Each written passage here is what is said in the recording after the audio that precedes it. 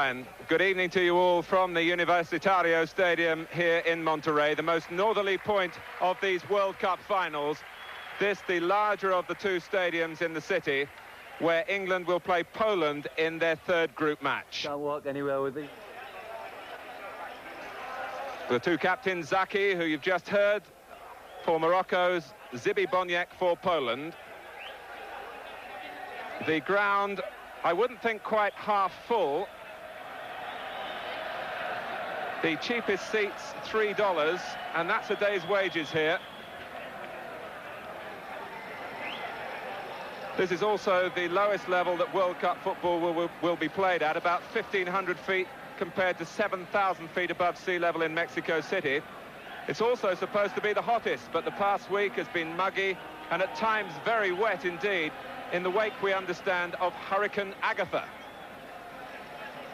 And certainly the temperatures at kick-off time will be more to the liking of Poland than Morocco, who are hoping for the heat that they're used to in their own country. Poland's recent World Cup record is splendid, of course. Third in 1974, in the top six in 78 in Argentina, third again in Spain. And their supporters are here. And so much for them depends on the skills of Boniek, perhaps coming from midfield.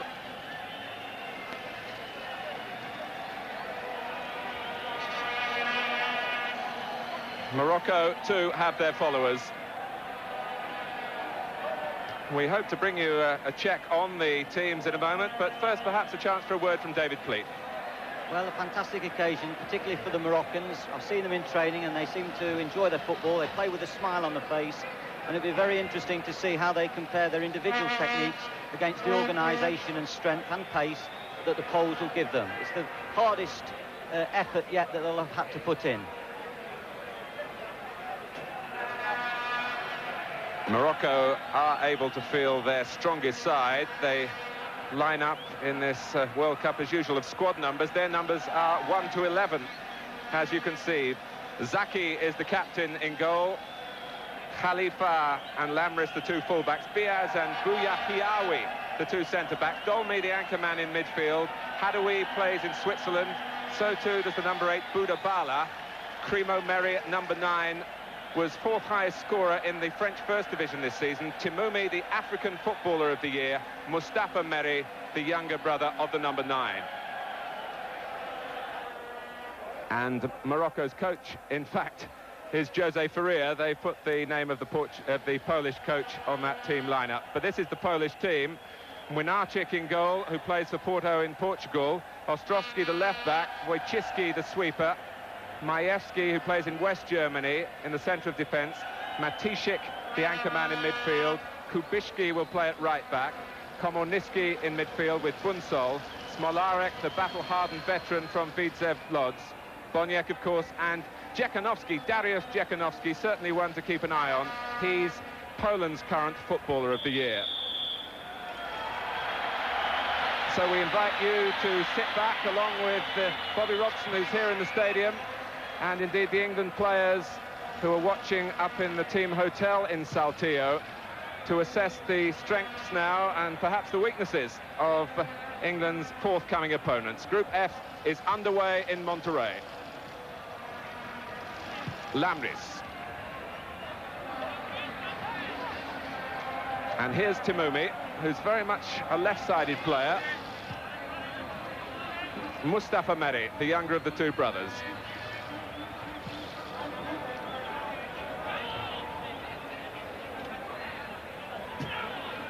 Taken up by Aziz Boudabala, the number 8, and the number 7, Hadoui. We'll try and identify as much as possible for you, players that you won't know readily at home.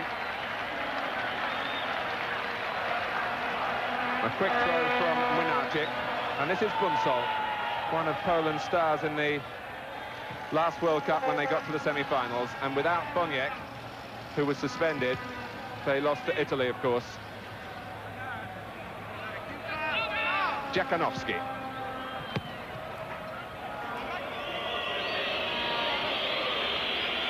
The tall figure of Roman Wojcicki, one of the players from vesves. Here's Komonitsky. Boniek switching the point of attack. And guided back to Zaki by Lambris.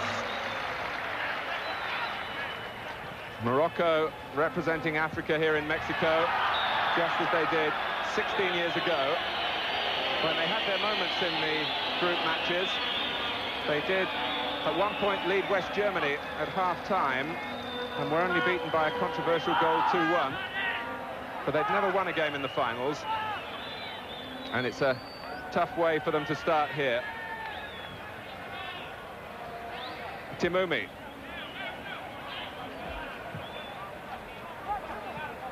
Krimo Meri giving chase. And Majewski was the player pushed in the back, the bearded defender for Poland. This is little Bunsol. And now Marek Ostrowski.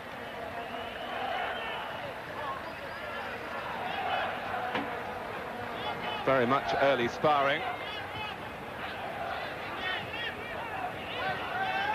We've been watching Morocco train a little bit more than Poland, because the Poles have been typically secretive about their preparations. But the Moroccans have impressed in training with their technique. But as David Pleat was saying earlier, we wonder about their organisation and indeed their temperament, whether that can match some of the talent in the side. Dolmy, that's a probing pass, looking for Lambris, who's an adventurous left-back.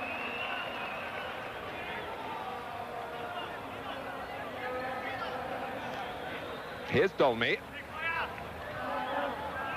Kubicki with the little header down. Bunsol rather pinned against the touchline.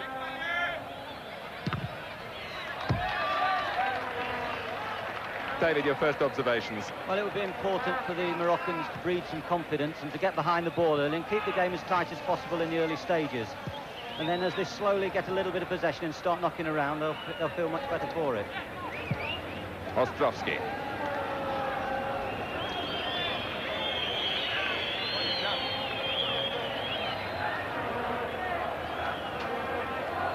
There is something about the World Cup that does bring the best out of Poland. Their clubs certainly haven't been the most successful in European competition. They've never qualified for the final stages, Poland, for the European Championship. But here they are setting off on the World Cup trail again. And Smolarek are thinking perhaps about the shot on the right foot. Ostrowski. And getting the better of Khalifa. And Diaz stabs it behind for the game's first corner to Poland. Coming in the 5th minute. Ostrowski getting behind Morocco to win it.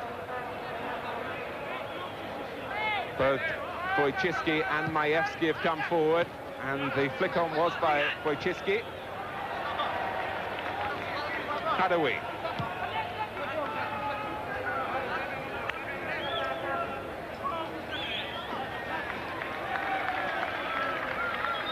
Off the pitch, the Moroccans have won friends in the area with a sociable approach. They've been seen around the city, and they stayed much later than the other nations at an official FIFA gathering a couple of nights ago, and were clearly enjoying themselves.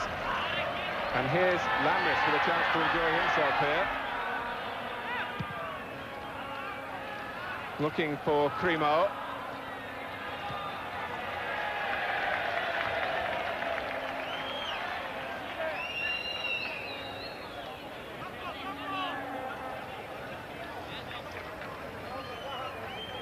Monterrey, very much a footballing city, with 2 First Division teams here.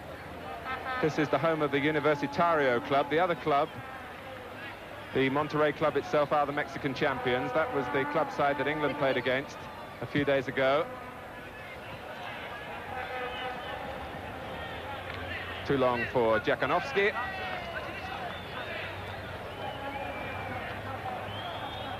there is a thought that the Moroccans might lack some power and physique in the air, and I noticed on the last corner they had 2 men on the line defending with the goalkeeper. When they played in Belfast, they conceded a goal from a corner kick, and they only had 1 man on the line. Well, Poland have conceded some space here to Budabala. Primo going to the near post, and Budabala wins a corner. He was a late arrival in the Moroccan camp because he played and had a fine match, by all accounts, for Sion, his club side in Switzerland, in the Swiss Cup final. He was a winner there.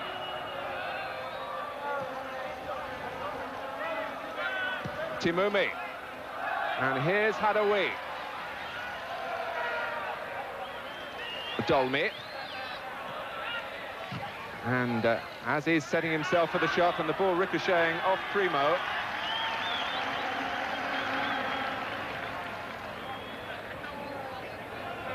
The feeling in the Moroccan camp, the 2 Brazilian coaches, Jose Faria and his assistant Jovan Vieira, is very optimistic. They both feel that Morocco will get through from this group. Bunsol. 4 forward for Poland here. Hadaoui. Morocco will often look to build on that left-hand side with the adventurous runs of Lamris. Hadaoui still plays to his left, but he looks for the central route, and it's Aziz with the shot, set up by Primo.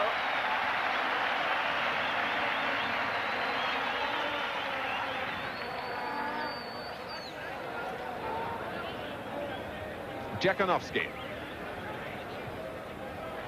Boniek with the captain's armband. And Lamris was rather drawn infield, and Bunsol got the better of him.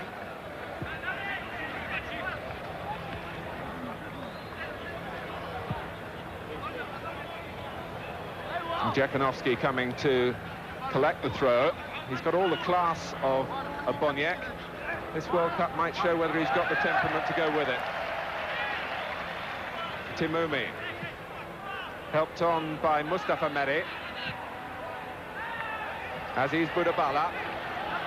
And again, the Moroccans picking their passes well. And it needed Majewski to guide it back to where Młynarczyk just came out in time to prevent the corner.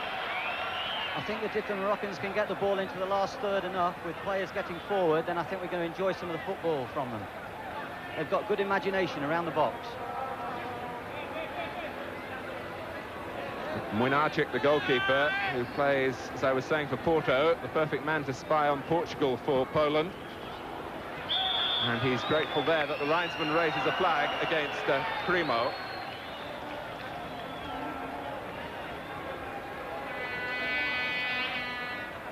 Poland's preparations have been hampered by a couple of minor injuries. Młynarczyk had a hand problem. Wojcicki only started training later than his teammates because of an ankle problem. This is Komonitsky.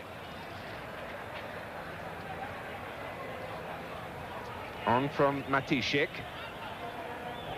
Ostrowski. And Zaki taking it with confidence.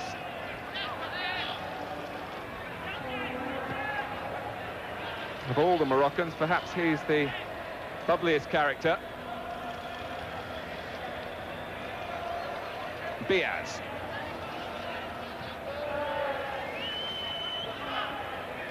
Khalifa, the right back. And now Dolmy. Poland letting Morocco play from midfield.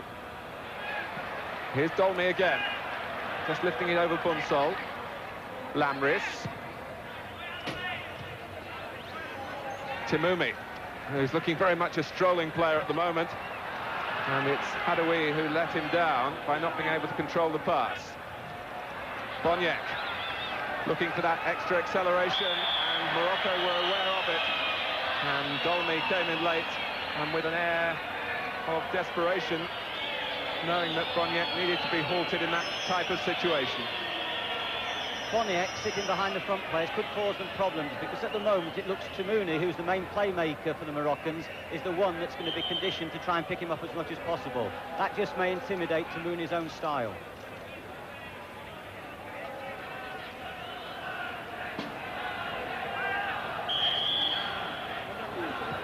So Jekanovski plays the free kick wide. And Majewski coming in with a header from Ostrovsky's cross. A referee who speaks Spanish, of course, his native tongue, and English as well.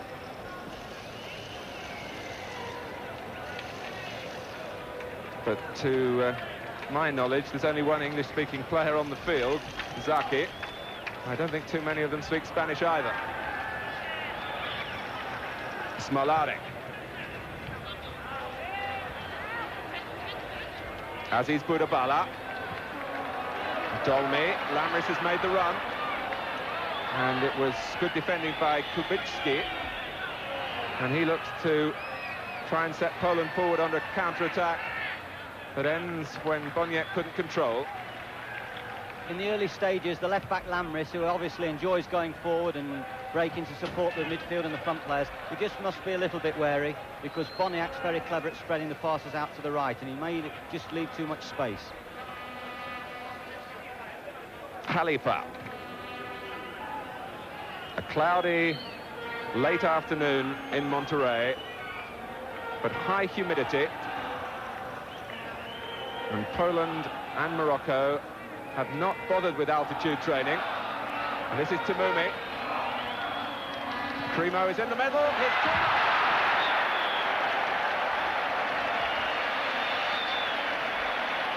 stole half a yard on the near post, and Morocco have a corner.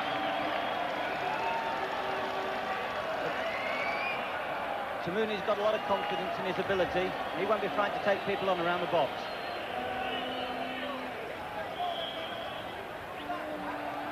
Tamumi to take the corner himself. Met by Matishik.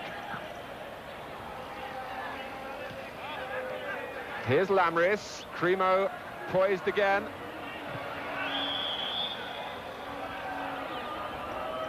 And in fact, Cremo was caught offside. But at the moment, David, Poland giving Morocco plenty of opportunity to show their quality in midfield. The Moroccans will be very pleased with their start. You could almost say their spirits are rising faster than the Mexican inflation, Martin. You've been working on your exchange rates privately, David. And this is Jekanovski. And Smolarek. Khalifa, in the end, with help from Bouyahiawi, able to snuff out the danger, although Khalifa slow to get back onto his feet. Mustafa Mehdi. Biaz. Now Dolmy.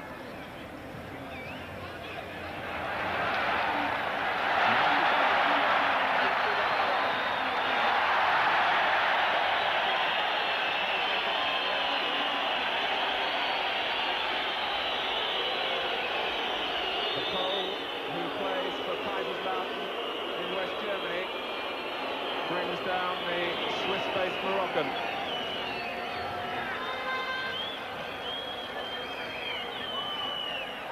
The bandaged knee, I understand, is just a precaution. He's been training with it ever since he arrived out here.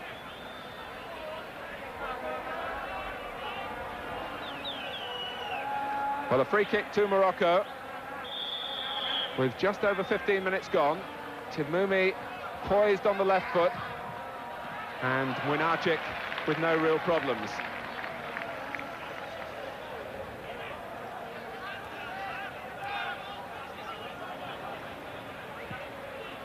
The last international that Poland won was back in November last year, but it was a prestigious victory. They beat Italy by 1-0.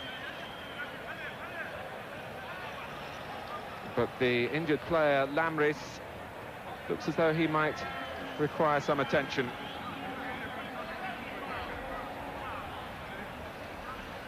The stretcher is always brought on as a precaution, and out it comes again with the 2 permitted trainers, the FIFA rules.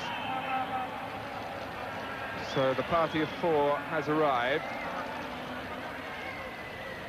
And it would be a blow, David, if Lamris was to have to leave the field. Yes, I'm sure he's looked a bright character early days. He's made one mistake around the box where I thought he dived in, which he could have dropped it and just held his time a little bit. So I wonder whether he's as good a defender as he is in supporting play. But it's early days, and as I say, the Moroccans will be quite happy with their attempts so far. Well, as a precaution, a substitute, Sina, is warming up, but not called upon yet. For the moment, Morocco go on down to 10 men.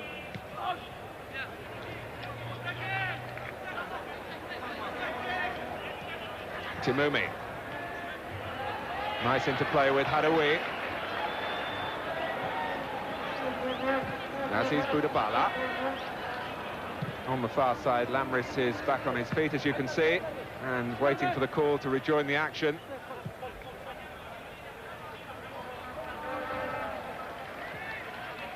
Bunsol. Poland, you might remember, started very slowly in the '82 World Cup. They were held by Cameroon goalless in their opening game. And the header from Jakunovski. Morocco were worried, they were saying, about the England aerial threat, and Poland playing in the sort of cross that Mark Hateley might like to get on the end of. And it was Jakunovski who couldn't direct the header onto the target.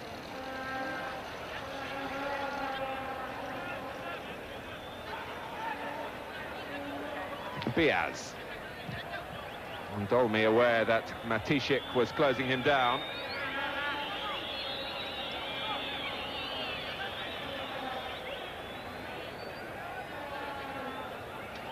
As we've seen already in this World Cup, the opening game in a group is often a slightly more cautious affair.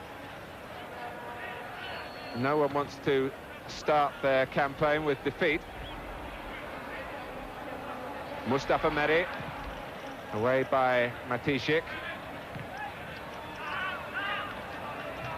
Komonitsky. And no sort of pass at all in the direction of Bunsol.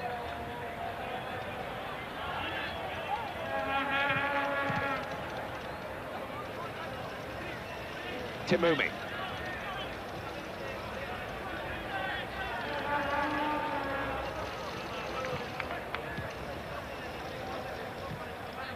Dolmy. Plenty of movement from the Moroccans, and Poland, for the time being, prepared just to hold their ground. And the Monterrey public rather hoping for a little bit more action and trying to encourage the teams to do that. Boniek. Komonitsky ahead of him, and so too here is Ostrovsky.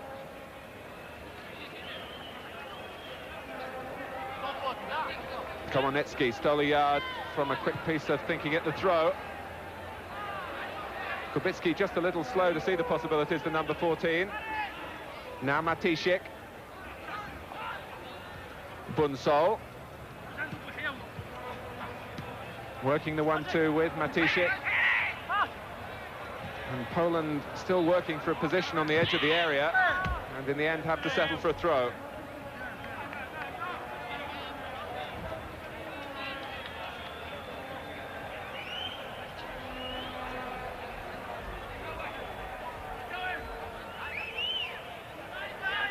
Only Matishik making himself available to Bunsol, but he's won a corner.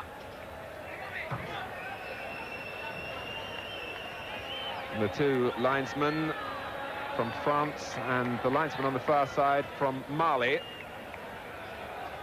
who will supervise the placing of the ball when it's returned from the emptiness down by that corner flag.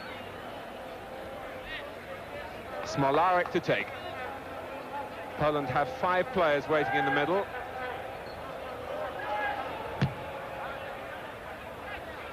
And it's Boniek.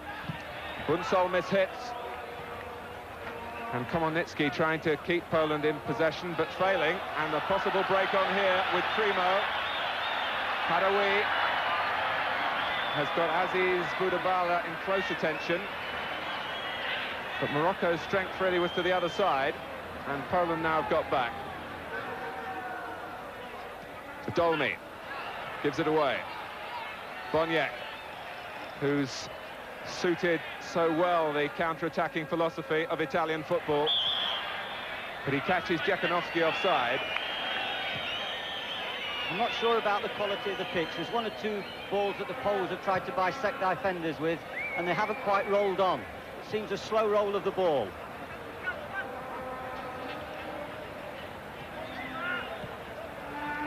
Aziz Budabala, who's posing a problem or two for Poland.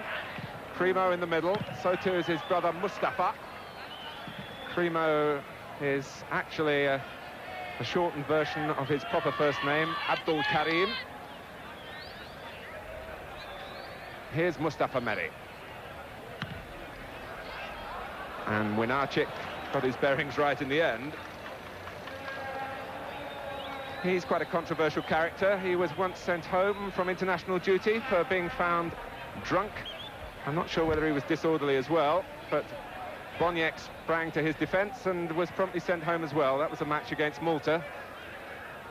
Not the most testing of fixtures, but they've served their time and been welcomed back into the fold. Ostrowski. And was caught late. I think was happy to fall, although it was technically a foul by Dolmy.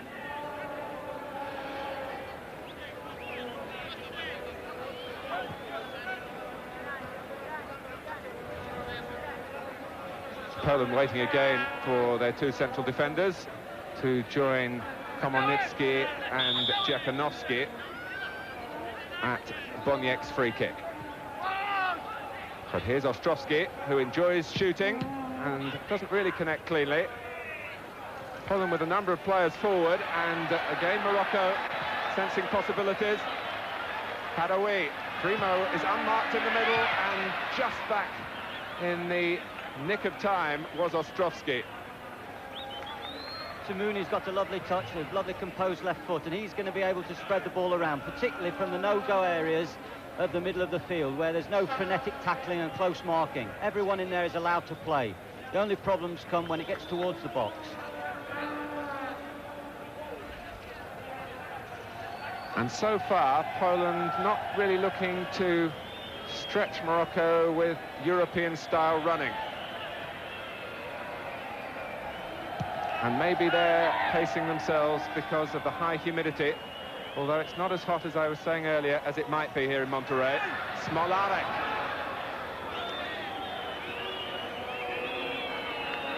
An experienced practitioner around the European scene with Widzew Łódź.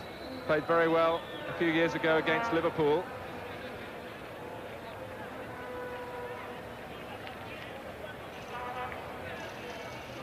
And Zaki having to just react a little more sharply than he would have wanted to the back pass from Lamris.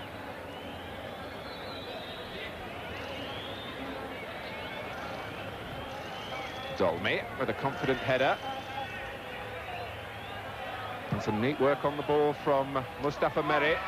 The two brothers with a good understanding, and Primo was on the receiving end of the foul. The pat from the younger brother to the older. The two Meri brothers and Budabala are being very tightly marked, leaving the giant Pole at the back just to sweep up. Komonitsky. Here's Smolarek. Remember, of course, that Poland do carry the greater firepower. And Boniek looking for his 25th goal for his country on the occasion of his 75th international. It's a good rate from a player who has to do his share in midfield.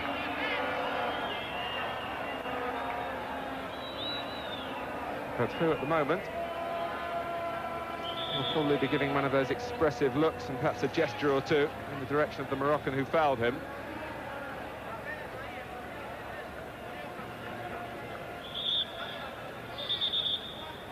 Not the rarefied air here of Mexico City or Guadalajara, so perhaps the ball won't fly quite as fast. Boniek assessing the possibilities as the referee, as FIFA have instructed him to do, make sure that the wall is back 10 yards. Here's Boniek, and the wall did its job.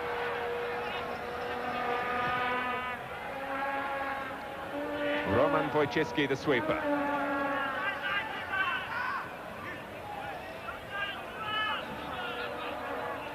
Komonitsky making progress. Two in the middle for Poland.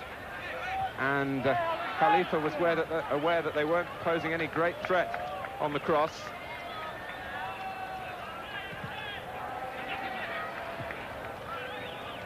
In their 8 qualifying games, Morocco only conceded 1 goal, and that was in their last match against Libya.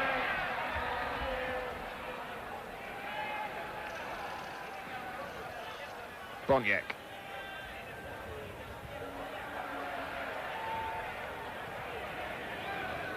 Matishik couldn't control. Timoumi stretching, and Morocco slightly rescued there by the referee's whistle. Smolarek was on his way, and it was a 6 of one, half a dozen of the other situation, which the referee saw in Morocco's favour. Hadaoui. Stopped by Ostrovsky. And he will need no second bidding to get forward. If Lamris will do it for Morocco, you can be sure that Ostrovsky will break down the left-hand side for Poland. Doing it now is Jakanowski.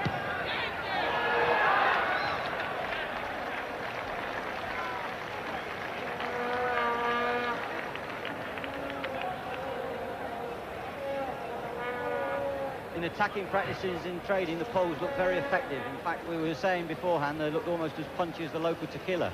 But at the moment, they've not really had enough shots at goal, and they haven't done anything to stretch the Moroccans. And as I say, Morocco will be quite happy with the early stages. I don't know how you know about the tequila, David. You gave me a drink last night, Mark.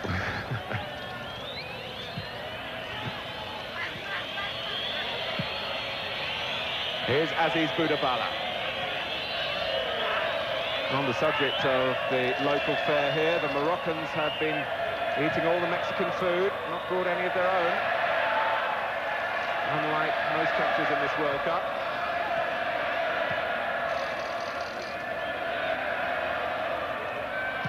Matishik. Now Bunsol, who hasn't seen a great deal of the ball, with almost half an hour gone. Boniek. And Khalifa has to cover, and does so with great aplomb.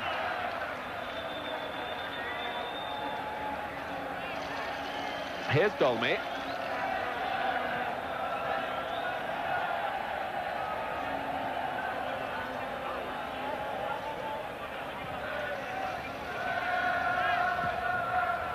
Cremo. And just offside, the linesman is flagging Mustafa Meri. The Poles weren't too sure, and nor initially was the crowd. But Aziz Boudabala here, the full-time professional in Switzerland, and Cremo and Mustafa Meri, who both play in France, are certainly showing a thing or two to Poland, getting the service from Timoumi from midfield. Biaz.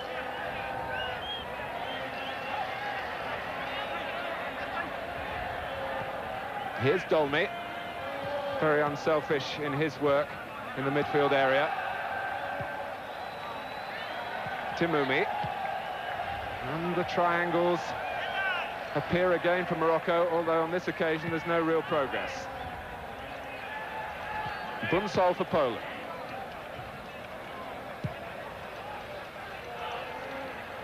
Here's Ostrovsky. Smolarek to the left, and Boniek not given the time that he wanted. Aziz Boudabala for Timoumi. And this time the range wasn't there in the left foot.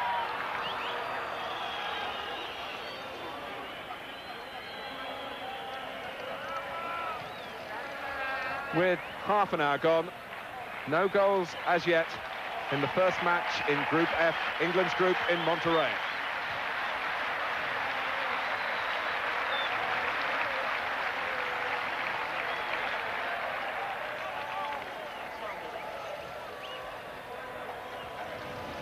Bobby Robson, I'm sure, will be interested in what he's seeing from the Moroccans. He did receive a gesture of friendship from the Moroccan camp. It wasn't a very friendly tackle there from Dolmy on, from Biaz rather, on Smolarek, and the free kick taken too quickly. But Jose Faria, the Moroccan coach, presented Bobby Robson, courtesy of the ITV team, who acted as the intermediary, with one of Timoumi's shirts as a gift of friendship, which was accepted with great gratitude by the England manager. And it's Timoumi there, who gets the yellow card for not going back 10 yards at the free kick. Players have surely been briefed that this is in the special FIFA regulations for this tournament. And Timoumi still hasn't retreated. Komonitsky's shot. Broken up by Lamris. Mustafa Mehdi. Lamris goes on ahead of him. Only Crimo in the middle for Morocco, closely watched by Matishik, and the sweeper brought into play for Chiski. That was disappointing, really. When Lamris put that ball in, there was a lack of determination by his colleagues to get into the box.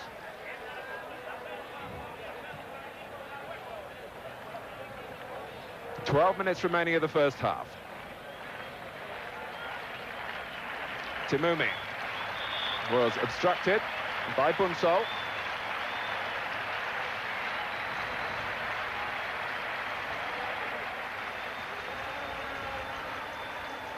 You sense here that the local support in this match is with the underdogs, Morocco.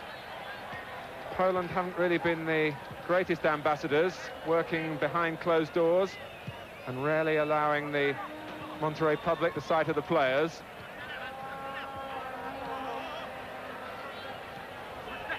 Here's Bunsol. Matishik.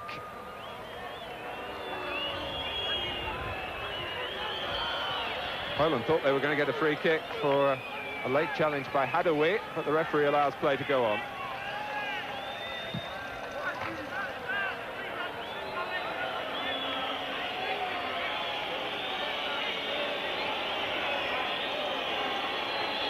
The Moroccans have shown that they can keep the possession and they can work the ball, and they've got good skills. Just have to show a little bit more pace and urgency when they receive the ball in midfield to attack the Polish back players. Smolarek trying to provide some urgency of his own.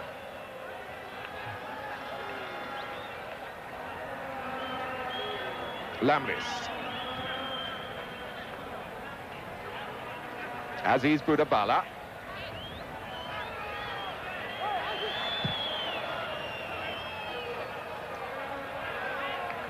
Mustafa Mehdi and his brother Crimo perhaps just lack half a yard of explosive pace to really stretch Poland at the back.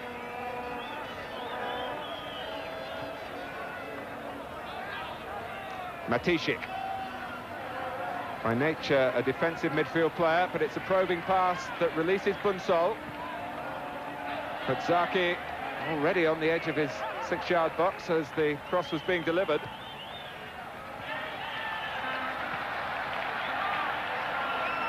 Boudabala. Crimo going on ahead of him, and Boudabala using Crimo in the end as the decoy. Crimo dragged the defender away, and Aziz Boudabala went on to drive a foot or so past Munachik's right-hand post.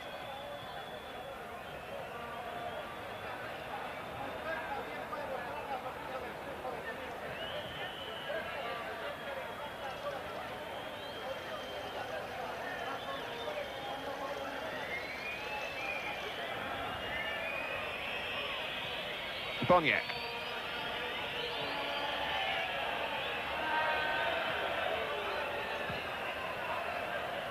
Aziz Boudabala was impeded by Kubicki.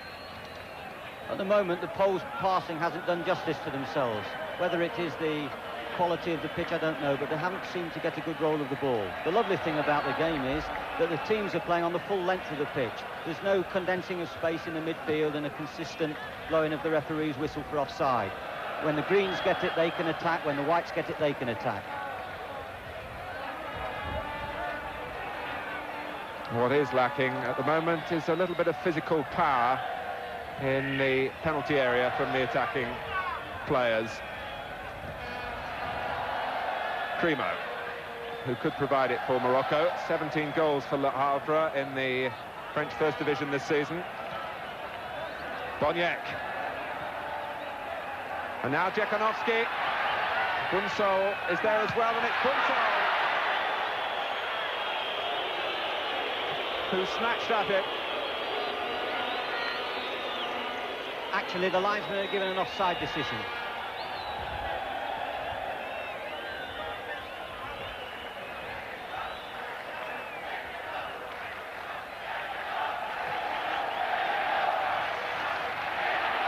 Here's Timumi. And when the crowd get just a little bit distracted from the proceedings, they are always chanting for Mexico, Mexico. Hadaway, shot when he was off balance.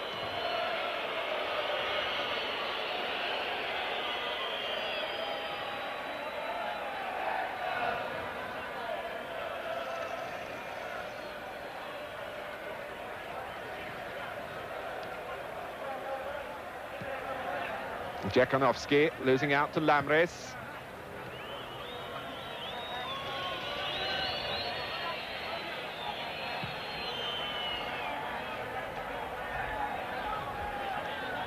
Seven minutes of the first half remaining, and it's interesting, David, that Poland are warming up a substitute, Jan Orban, a midfield player. Well, it may be to get the others at it a little bit. It's up to Poland to try and take the initiative, and at the moment they're sitting back and not really playing with the urgency that we know physically they can do. Perhaps Ostrovsky can change that. Boniek, Smolarek and Djekonovski in the middle, and Bunsol again. And he had two to pick out with a ball cut back and missed both of them, Djekonovski and Kormanitsky.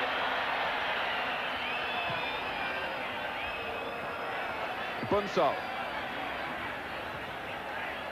Poland beginning to look a little more threatening in wider positions. Komonitsky.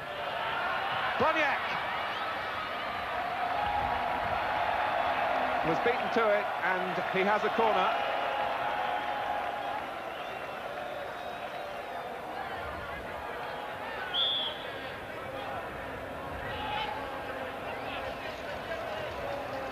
Boniek to take it himself. And it bypassed everyone at the near post, and Majewski, who couldn't have got a sight of it. Majewski, who was in Poland's squad in 1982, and since then has only played one international, which was Poland's last warm-up international for these finals in Denmark a couple of weeks ago.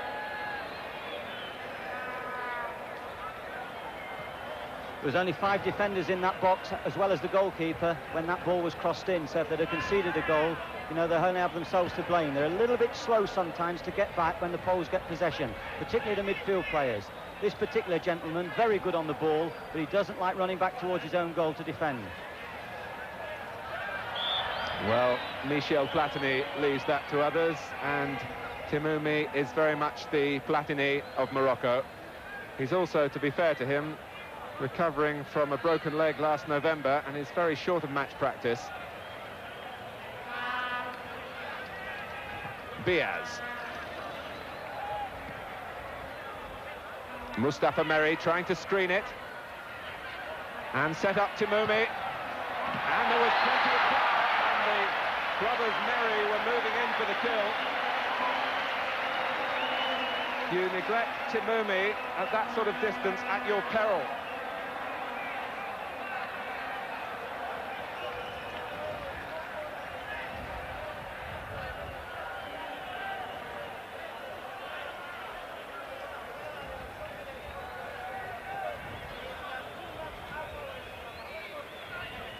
Poland just happy to pick their passes at a gentle pace going forward, and they're not always picking them well.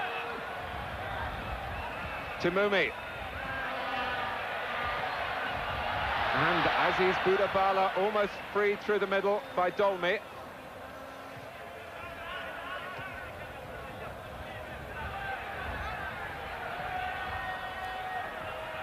Here's Komonitsky. 3 minutes remaining in the first half. And Morocco really deserved to go in at half-time on even terms. Lamris.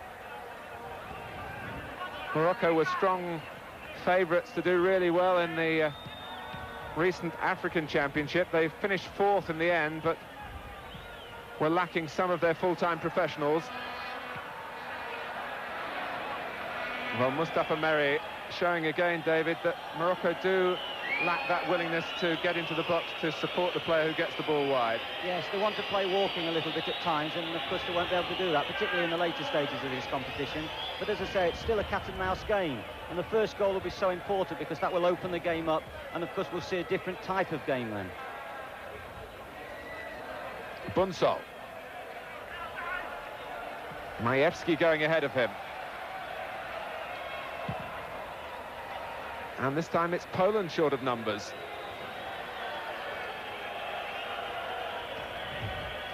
A first half in which security really has been the main aim.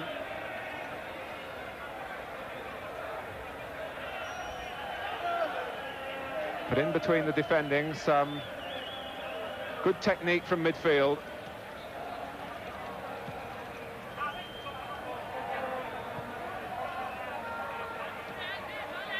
Bunsol.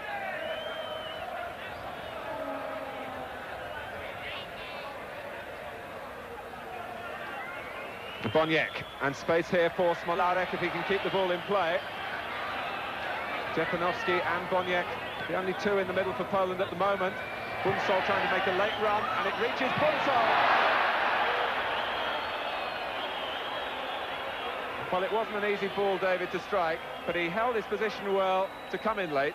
Yes, Smolarek curls very good balls around the back of people. And they were doing a lot of shooting practices from similar positions the other day, and their finishing was excellent. But of course, although practice makes perfect, sometimes it's a different situation when the pressure's on. Well, there's some thunder in the air. It's a sticky late afternoon in Monterrey. The closest World Cup venue to the States border, and it's a city here with a great influence from the States. Aziz Budabala. Hadoui, one touch too many. Lamris. Aziz Budabala, who's had a good first half, and shoots again.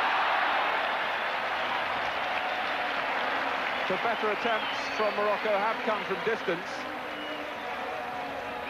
And if Młynarczyk gets a good sight of it, I suppose he might feel his defenders are doing their job. Yeah, good effort. The Moroccans are going at half-time quite pleased with their effort so far. It is a platform for their futures. You could say it was a kind of Caspar of their capabilities, and certainly Timumi would have impressed many ambitious French clubs with his performance so far. David Pleat summing up of a goalless first half. We'll take a break, and after that the views of Brian Clough and Ian St John with Brian Moore, and then you'll join us for the second half. Yes, thanks Brian. Very kindly Bobby's popped up to our commentary position. Bobby, what were your impressions of the first half, particularly, shall we start with the Moroccans? Well, they've more than held their own as far as I'm concerned. In fact, for my money, they've played slightly the better side. I like very much the three front players.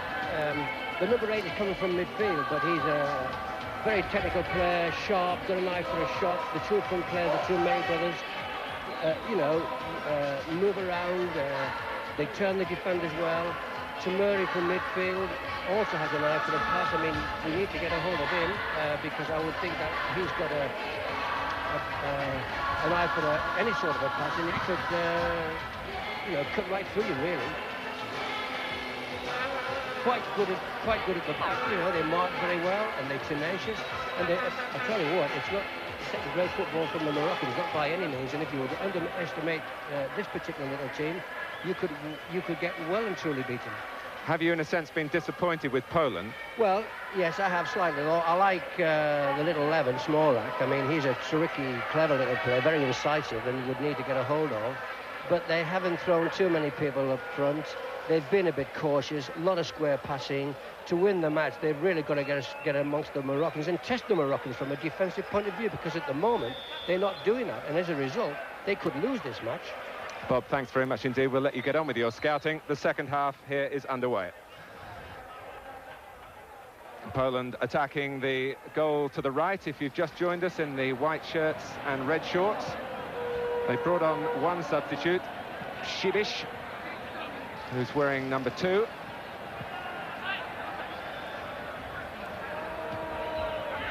Morocco will certainly hope to keep the match going very much in the manner of the first half, but Smolarek, who's just been singled out by Bobby Robson, as a player who threatens the header away from Lamris, not very far away.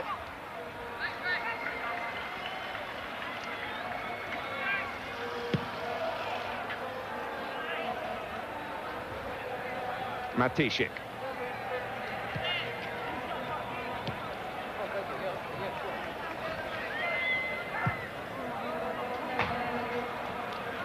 It remains to be seen whether there's a little bit more urgency, the sort of urgency I expect we'll see from Bobby Robson's England team.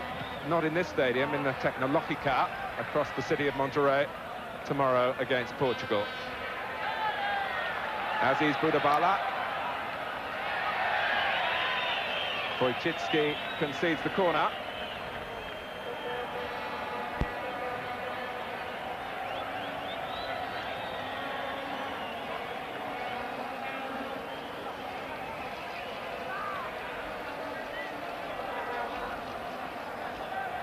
To be taken by Timumi. Biaz has made his way forward from the back. Can Timumi drop it with accuracy with that left foot? Komonitsky.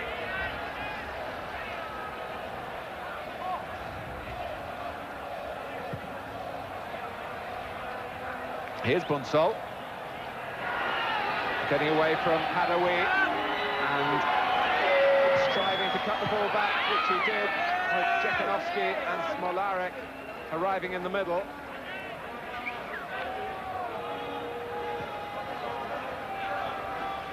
David Pleat has reclaimed the other microphone from Bobby Robson.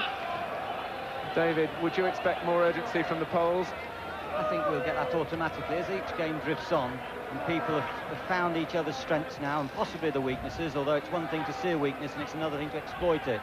But I think there were one or two things in the first half which the Polish players could have spoken about to try and get at the Moroccans. Well, here's Mustafa Meri, and that wasn't a very brotherly cross, with Cremo going towards the near post.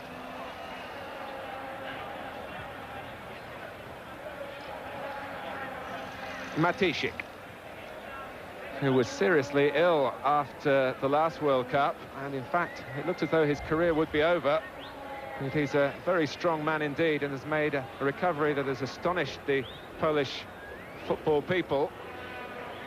And it's really one of the great stories of this World Cup, although not an easy one to tell, how Matishik, the number 6 for Poland, has fought off disease and triumphed in adversity.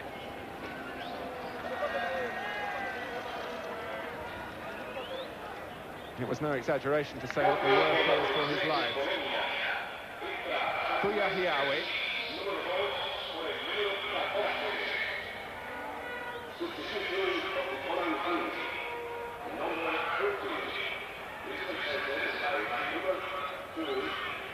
Dolmy, room to manoeuvre in midfield, 3 ahead of him for Morocco.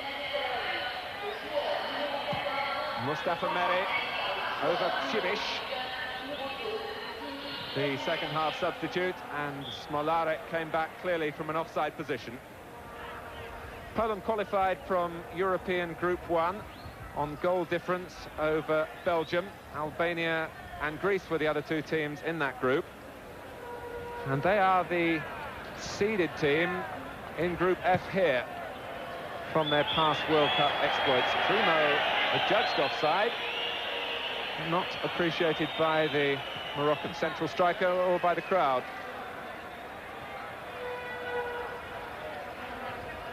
Here's Boniek.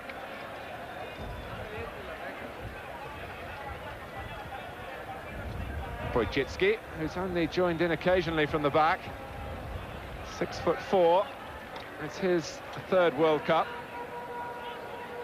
And Poland coached by their 1982 trainer, Antoni Piekniczek. Not, I must say, the easiest names for a commentator to get his tongue around. I think when God gave out vowels, he forgot Poland.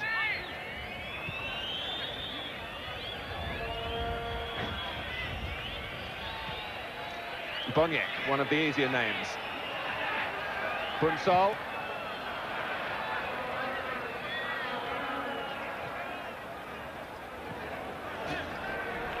Neat play from Mustafa Meri, but Hadaoui didn't return the ball to him.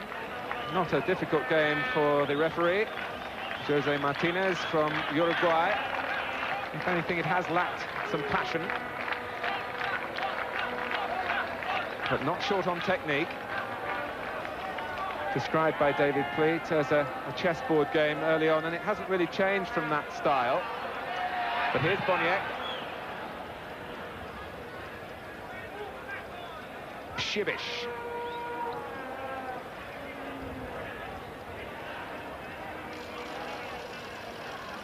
But Zaki hasn't really been called upon in the Moroccan goal to show his qualities.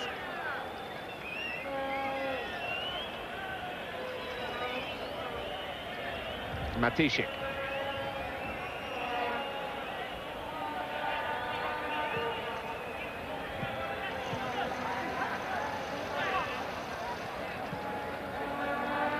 Ostrovsky, faced by Khalifa. Plenty of Poland players forward here. And Boniek's pass, looking for Smolarek. They were club colleagues in Poland with Widzew. And Boniek touching it up. The first real striking effort from Poland. And it's come 7 minutes into the second half from their player of the year, but it was straight at Zaki. Once again producing the industry to get round the back to try and get the crosses in.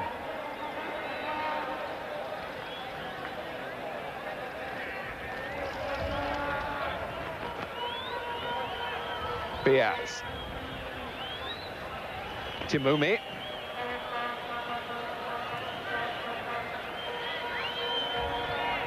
Well, the story from this match so far is a simple one, really, that Morocco are not to be taken lightly. They said they weren't here for the ride. They hadn't come as tourists, and that's the way they're setting out their stall.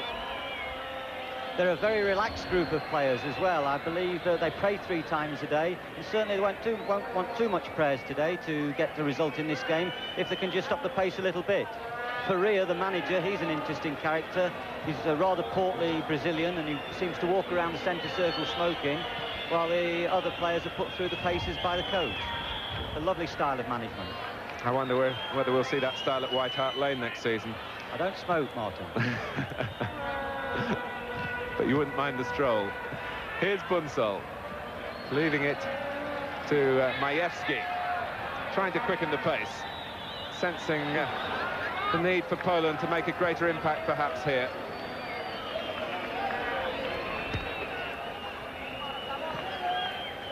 Timumi.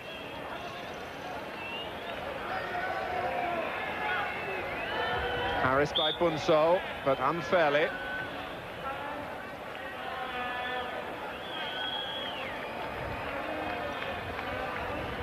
Poland are waiting to introduce Jan Orban, who was waiting on the touchline, is now been called away. And while the ball is in play, the substitution can't take place. Dolmy, Hadaoui, Aziz Boudabala coming again from a deeper position, and Mustafa Meri couldn't quite control. That was a splendid move by the Moroccans, initiated by Boudabala, and there may have been a suspicion of offside at the death, but it was a good bit of play, and it was one where they increased the pace of the move.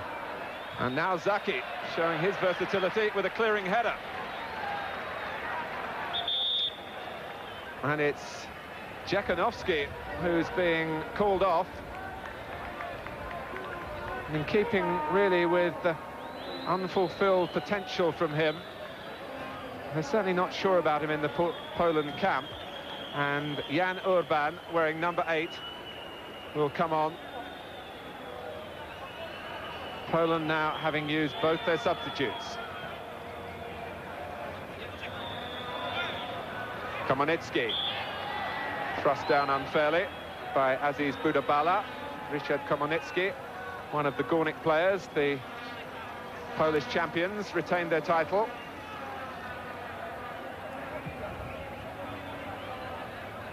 Orban trying to get his first touch. Unsol lost it. Space here for Mustafa Meri. Hadaoui. Now Khalifa.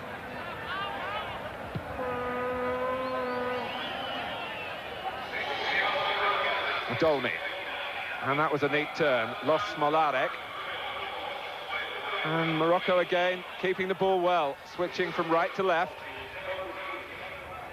Just looking for a little bit more penetration further forward. Timoumi. Now Lamris. And Hadaoui, who has something of a reputation for shooting from that distance, but it wasn't clean contact that time. Once again, the Moroccans making sure that in possession, they know exactly how to dictate the pace of the game. If they can just quicken it a little bit around the box, they could put the Poles in trouble.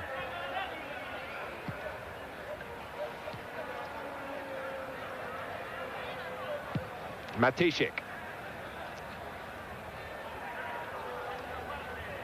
Aziz Boudabala back to help out Lamris, who won the ball from Komonitsky.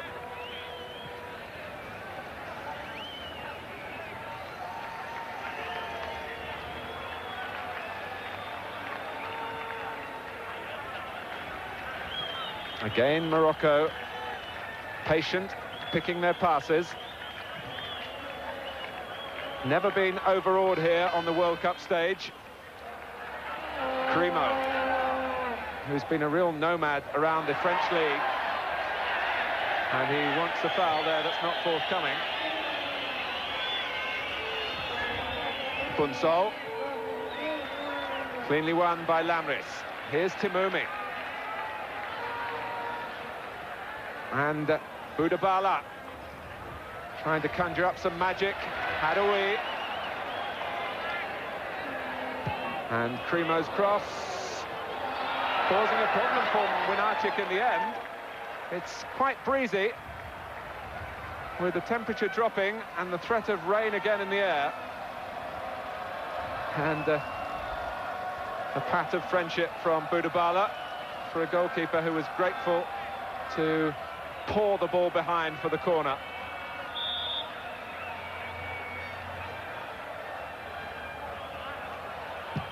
Taken by Timoumi. Winarczyk clears his area. Back from Lamris and Crimo.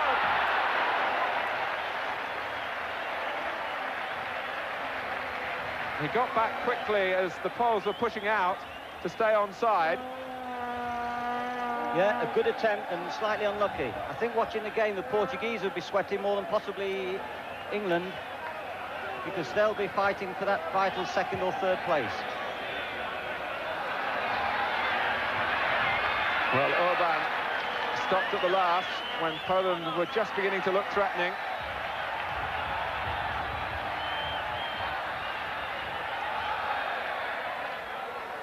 Almost an hour played.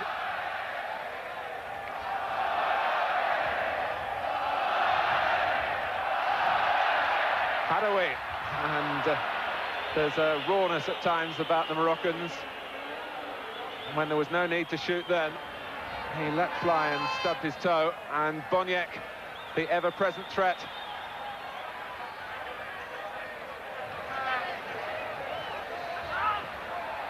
Well, that was a theatrical fall, which might have had more success in Italy than it was going to have in a World Cup.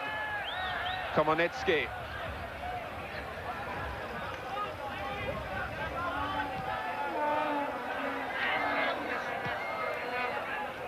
Tidied up neatly by Lamres.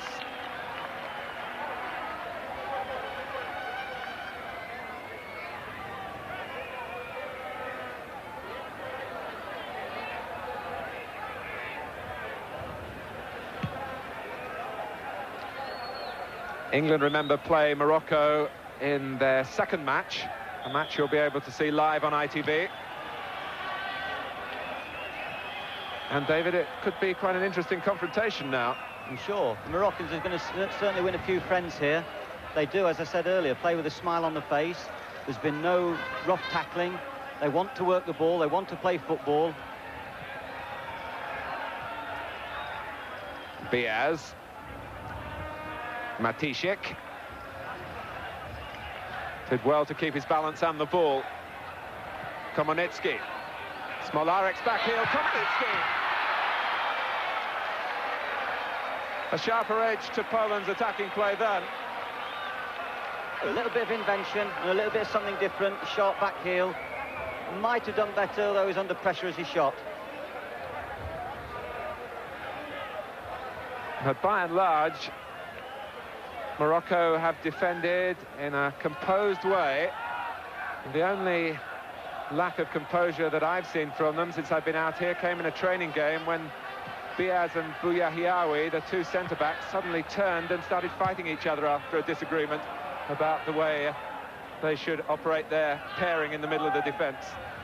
But I understand that the rift was soon healed.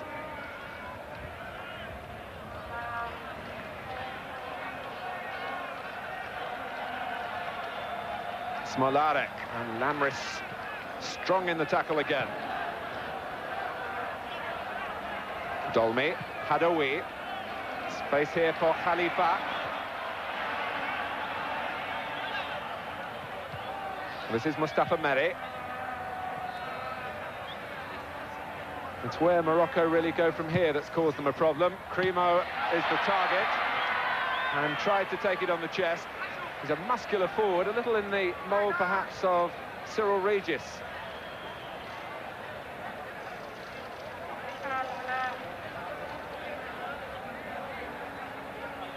Komonitsky.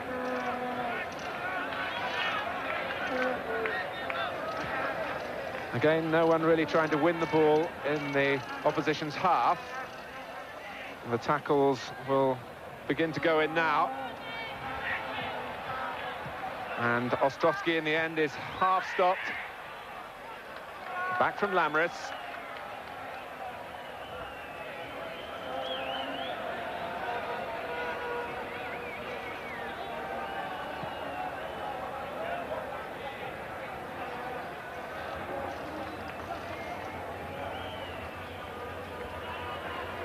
Bunsol.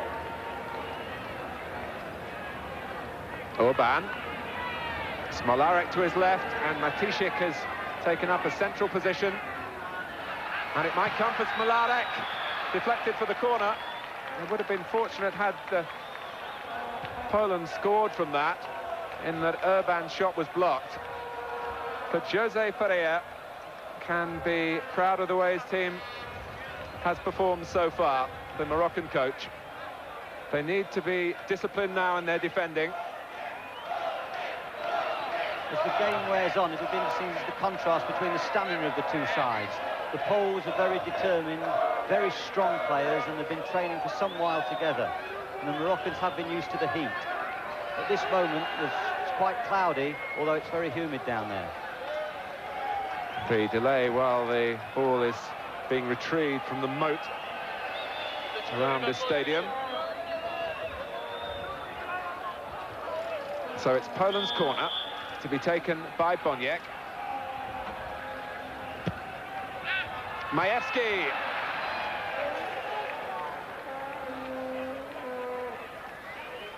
Stefan Majewski, who came in there to make the header, scored in the last World Cup in the match for 3rd and 4th place against France in Poland's 3-2 victory.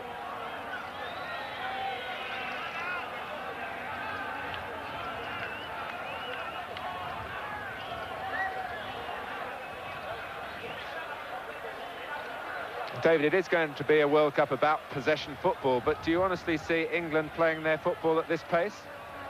I think our natural characteristics will make us play quicker. I think we'll have to play quicker, and I don't think it'll be a bad thing either. There was a case there where the goalkeeper rolled the ball out, and the Moroccan received the ball completely unopposed, and the Poles were quite happy to allow him to receive the ball.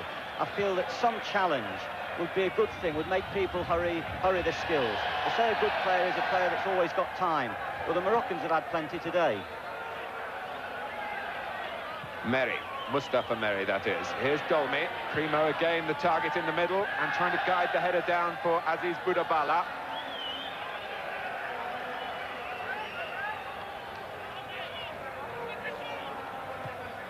Here's Boniek. Orban beaten by the covering defender, who was Bouya Hiawi.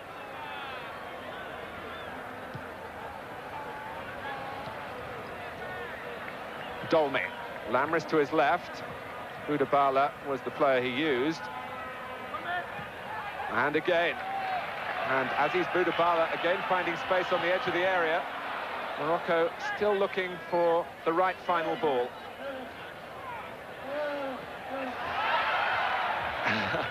Well, I think Wojcicki couldn't really get out of the way, and Boudabala was throwing himself to the ground really before the contact was made, and the referee, rightly in my view, didn't blow for an obstruction.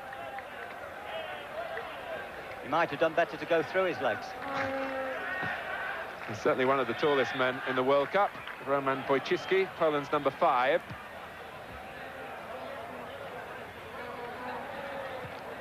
Smolarek beavering away down that left-hand side. Biaz there, only partially stopping him. Bunsol. And Boniek was a man over then, if Orban could have found him. Shibish.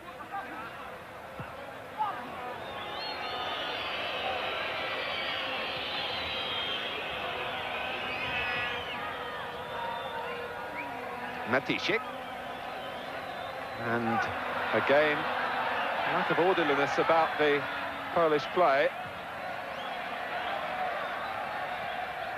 They've looked pretty safe at the back.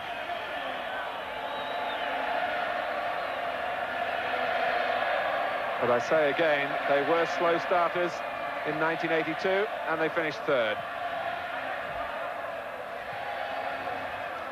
Hadawi. One thing that we have learnt today is the Moroccans aren't that naive in defending. The African group that they played in was a reasonable one for them to get through. And here's Primo. A touch then with Winarczyk off his line. Could have brought the opening goal. But they haven't shown any particular weaknesses in defending today. And that'll be very important psychologically to them as they go on to play England and Portugal.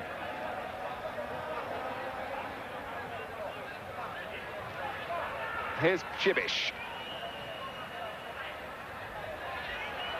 Smolarek wrestled to the ground by Biaz.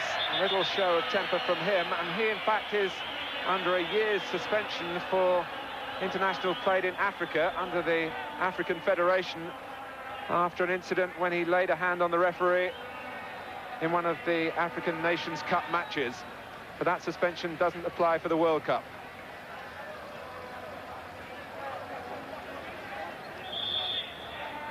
Bunsol. Those little knockdowns from Poland haven't fallen right for them yet.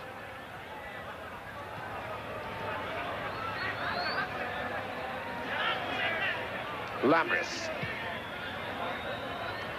Timumi, who's been more of a peripheral figure in the second half. Bunsol. Now Boniek. And Bouya Hiawi. I was going to say stood his ground, but he fell in the end. But he did enough to keep Boniek at bay. But here's Bunsol. And Bouyahiaoui is still down. Orban tries to curl it, and Zaki at full stretch, touch to the side. The save of the match so far. Zaki from Orban. He looked to curl it, seemed to have the goalkeeper beaten, but Zaki stretched to the limit. Outstanding save.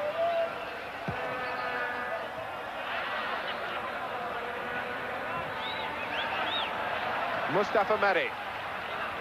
And here's Aziz Boudabala. And Mustafa Meri made up good ground too. There's still just the two of them forward, but they drew the players towards Mustafa Meri, and Aziz Boudabala can't in the end find a way through. As Boudabala and Meri attacked there, it was lovely to see the sight of the 8 other Moroccans in their own half. I suppose they were praying that they might get a goal. I think we were praying too, David. Timoumi. Here's Lamris. The crowd getting behind Morocco again.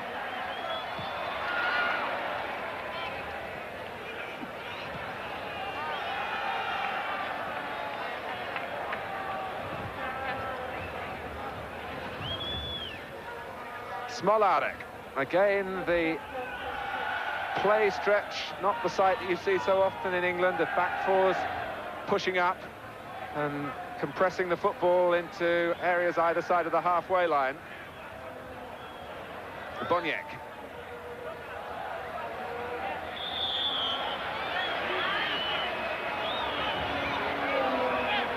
Orban, the player held by Biaz.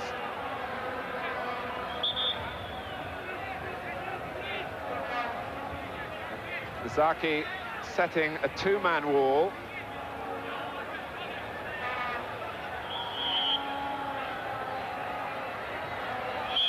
And Boniek showing his discontent. It was overhit and Boniek himself had gone offside. It's vitally important at this stage that the Moroccans keep their discipline as well as their composure. They've just made 1 or 2 silly tackles on the edge of the box. And at this stage, concentration is going to be vital. They've done a good job, and they've got to keep themselves well mentally alert. We think back, of course, to Algeria's win over West Germany in the '82 World Cup. I wonder whether Morocco have got enough here to pip Poland.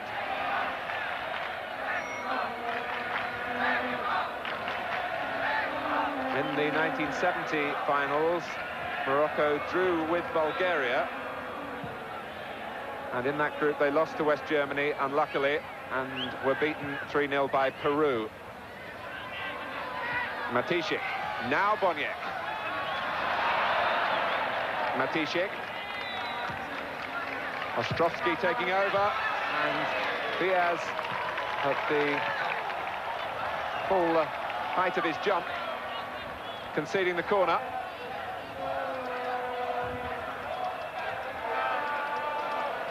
This time Boniek is leaving it to Marek Ostrovsky.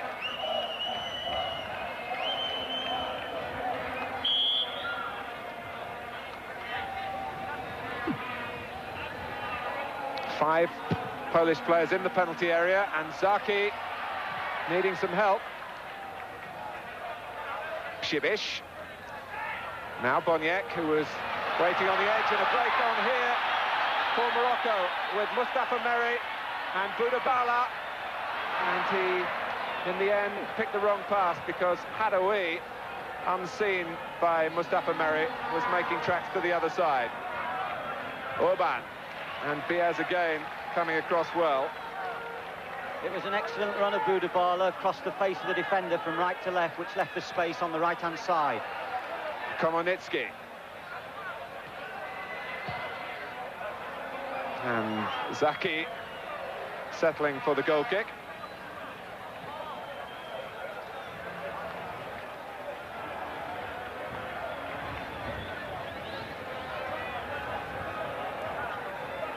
In some ways, the tempo of this game has been a little bit like basketball. You allow the one team allows the other to come forward, then gets the ball back and goes forward themselves.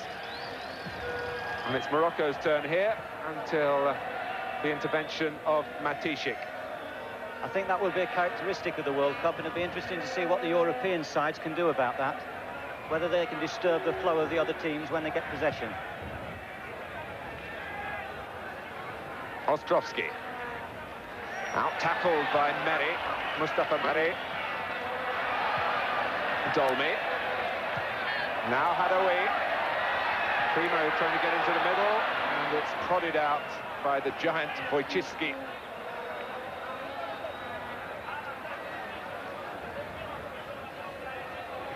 One goal here, of course, for either side would be of immense importance. The nature of the game would soon be forgotten. A victory in the first match is priceless, really, and Poland would settle for 1-0. But we've had no goals, and we're inside the final 15 minutes.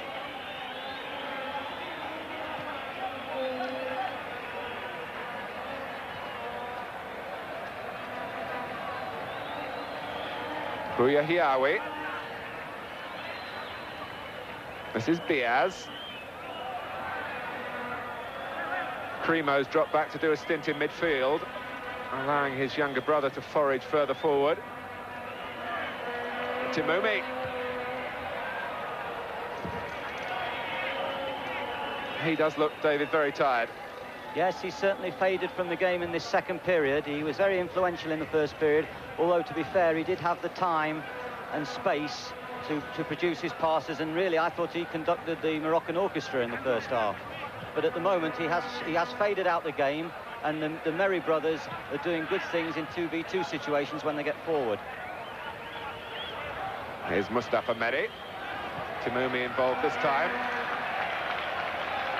Lamris.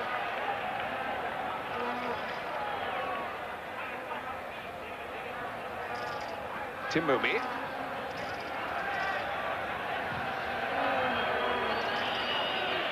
Well, it's possession football, not to any real purpose this time, except that it makes the other team do the running. Dolmy. And it's Aziz Boudabala who gets his head to it. Primo. Ostrovsky is the defender closest to him. And now Hadaoui. Timed his run well. It was blocked by Wojcicki by his body and not by an arm, as Hadaoui thought.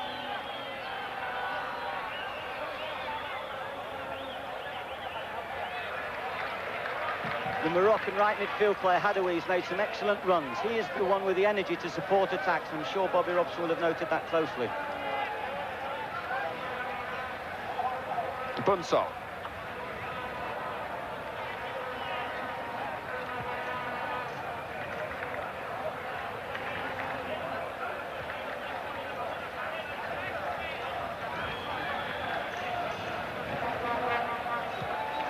Now Ostrovsky.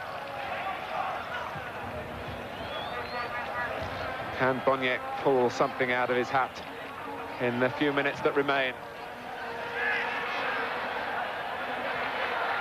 But the threat again from Morocco when they win the ball in that type of situation.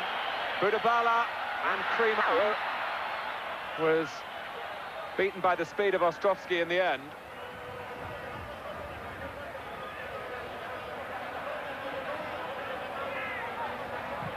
Matisik. This is Komoniski, showing what stamina he's got in reserve. And he's won a corner, I think, for Poland.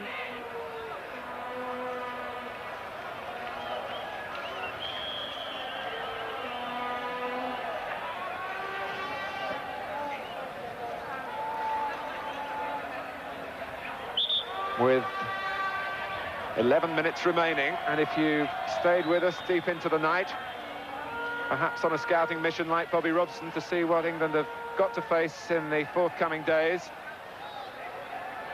It certainly hasn't been an extravagant display from either side.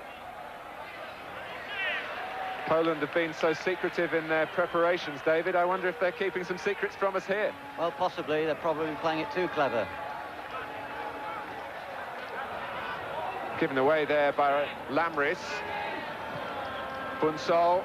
And Boniek just started to come alive, really, on the edge of the area. Komonitsky beaten to it.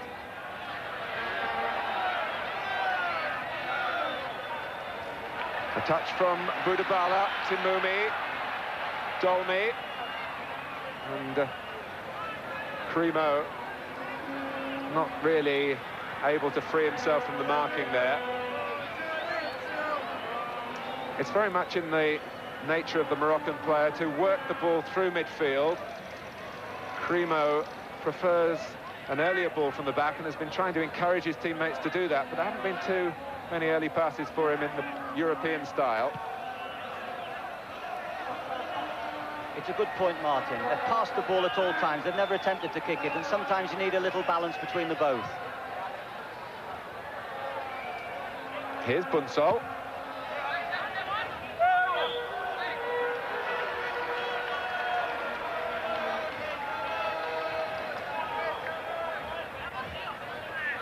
And it's Morocco's throw inside the final 10 minutes. If you've come in from a late night at home, it's Morocco 0, Poland 0, which might surprise you. But Morocco certainly full value for a share of the spoils here.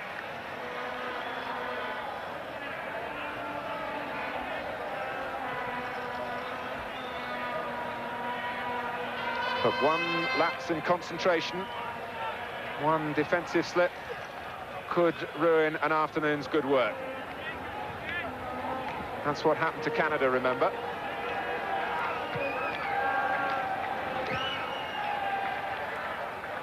Ostrovsky.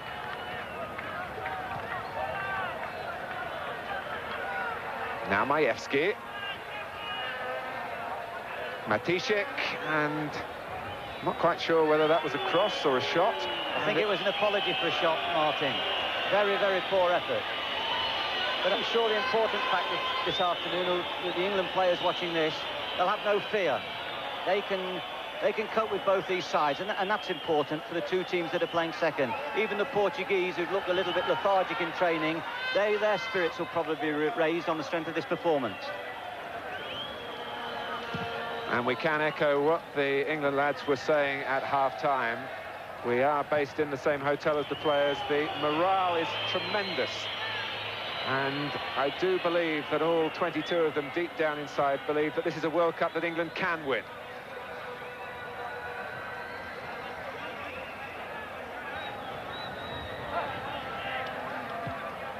Here's Matishik.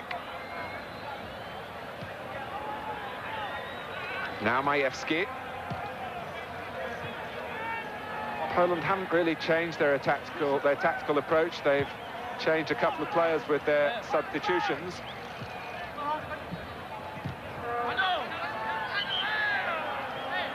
Boniek's played possibly a little bit further forward, but he's been a shadow of his true self. Bunsol, Majewski, almost invited to try the shot. And Shibish and Komonitsky getting in each other's way. And Boniek this time. A corner for Poland. Good defending again by Biaz.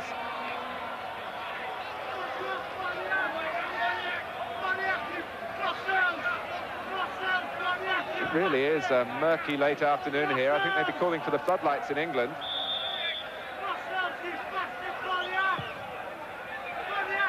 And that's Bunsol. And David Pleat has pointed out to me, in fact, that they have just put the lights on.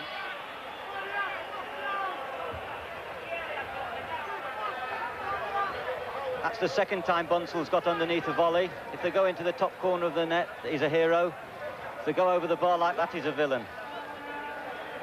More than some of his teammates, though, David. He has accepted the responsibility of shooting in this match. That's quite right. And there's a mistake by Dolmy. And against the post from Orban. A let-off. The closest we've had to a goal. It came from Jan Orban after Dolmy rather wearily had prodded the ball in his direction. And Zaki, flinging himself to his right, was beaten. But the ball ricocheted kindly for Morocco. And that happened with 6 minutes remaining.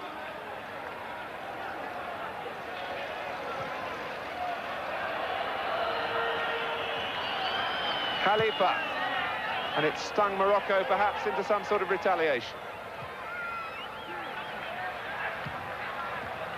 Matishik, who is very much the defensive midfield player. Here's Orban again. Smolarek darted ahead of him. Orban looks instead for Komonitsky.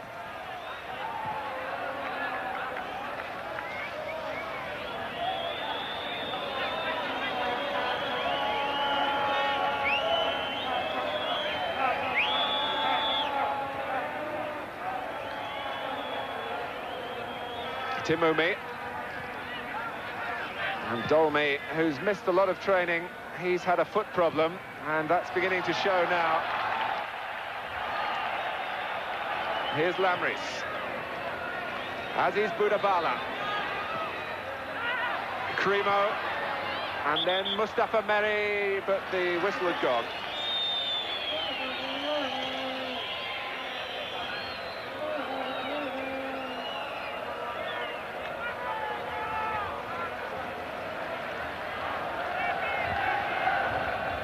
Boniek. Smolarek through the middle. Komonitsky finding space on this near side.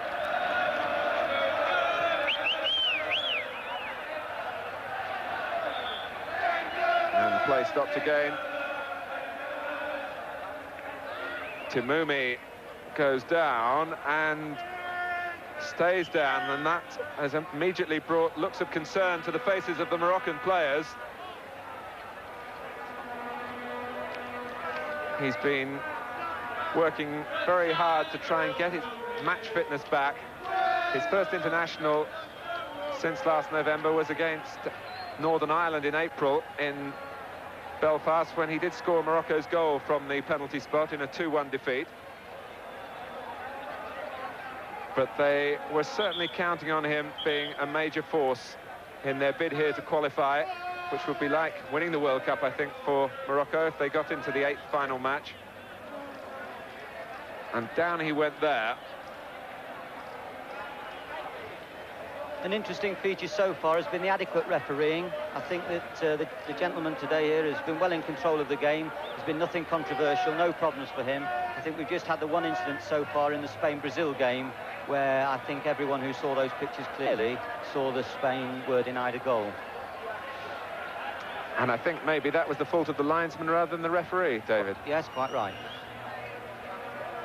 But it also emphasises how difficult it is for referees when you have an instant decision. If you're not on the spot, you know, you're on hiding to nothing. Bring back Mr. Bakramov, the Russian linesman in 1966, who saw us safely through that World Cup final.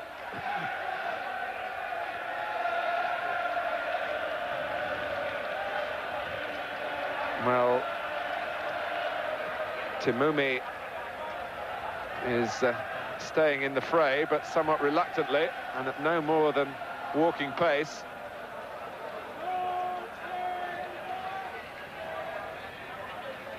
Komonitsky.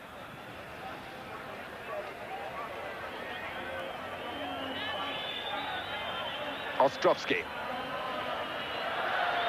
There are some very tired players out there. Weariness induced by the heavy humidity,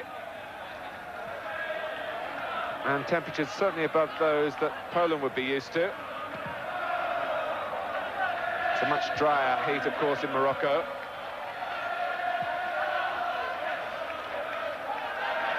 But the Moroccans will regard this as a moral victory if they can keep Poland at bay for the minute or so plus injury time that remains.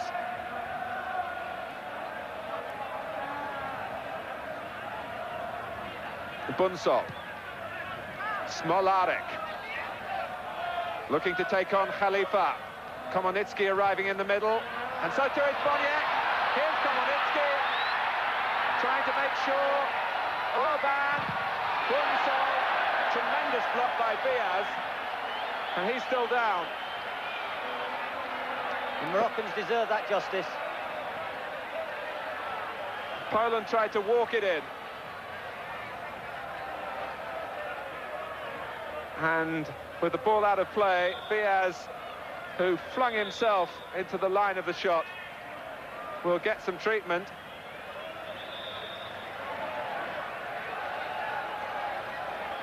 Hadaoui is coming off. And the number 21 is Aziz Suleimani, who comes on as we move into injury time.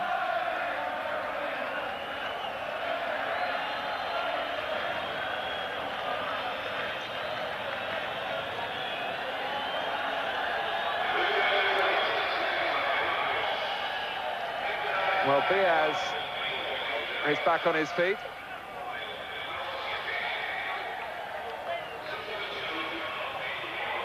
I think it's fair to say that the overall conclusion here from an England point of view is that it's good news what we've seen.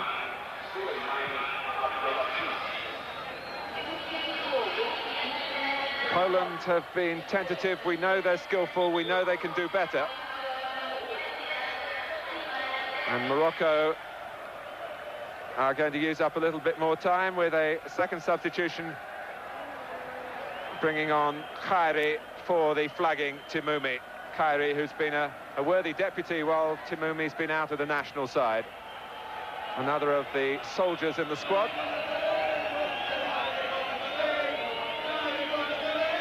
And Morocco content now with using up the time that the referee chooses to add on, and they're not being very subtle about it.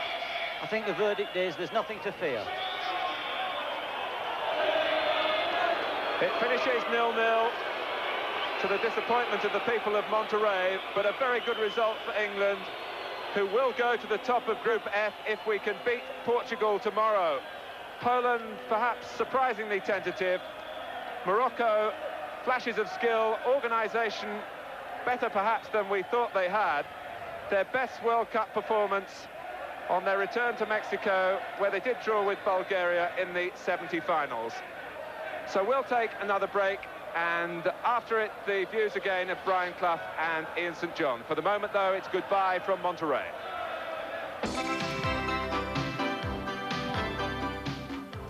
Welcome back.